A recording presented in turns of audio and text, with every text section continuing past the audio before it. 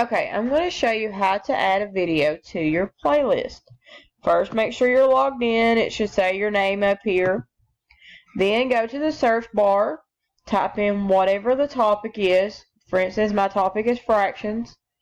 Go down through the videos, find one you think is what you're looking for. Select it. It'll pop up, and if it says approved, then you're okay. You can go ahead and add it. If not, you need to watch the video and make sure that it is appropriate for school related. Alright, once you get to that point, you go here to the add to and you click it. It'll bring up this little menu.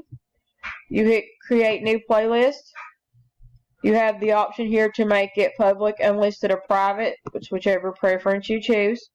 And then you can name it whatever you want to name it. I've already made my playlist for this video. It's called Math, and you can see here that it's checked. After you create it, it should automatically add this to there, but if you want to make sure, just click the add to again and make sure that is checked.